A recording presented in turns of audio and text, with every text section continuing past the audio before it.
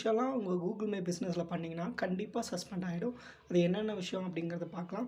First விஷயம் உங்களுடைய business நேம்ல எக்ஸ்ட்ரா கீவேர்ட்ஸ் ஆட் பண்றது.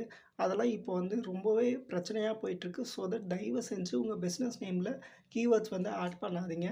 அதேமாரி செகண்ட் திங் என்ன அப்படின்னு பார்த்தீங்கன்னா, உங்களுடைய பிரைமரி கேட்டகரி வந்து டிஃப்ரெண்ட்டா மிஸ்மேட்ச் ஆகி குடுக்கறது. அது வந்து சப்போஸ் மிஸ்மேட்ச் ஆகி குடுத்துருந்தீங்கனாலும், சஸ்பெண்ட் ஆகறதுக்கான வாய்ப்புகள் நெறையாவே இருக்கு.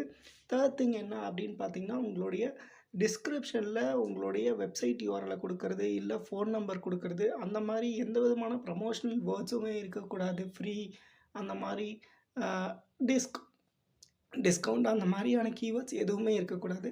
அது பார்த்துக்கோங்க. ஃபோர்த் திங் என்ன அப்படின்னு பார்த்தீங்கன்னா, ஒரே நாள்ல 10 ரிவ்யூ வாங்குறது, 20 ரிவ்யூ வாங்குறது, அந்த மாரியும் இருந்துச்சுன்னா வந்து சஸ்பெண்ட் ஆயிடும். ஸோ அதெல்லாம் பார்த்துக்கோங்க. உங்களுடைய கூகுள் மை பிஸ்னஸ்க்கும் சஸ்பெண்ட் ஆயிருச்சு அப்படின்னா, அத ரெக்கவர் பண்ணி தரணும் அப்படின்னு நினச்சீங்கன்னா, என்ன கான்டாக்ட் பண்ணுங்க. நான் உங்களுக்கு பண்ணி தரேன்.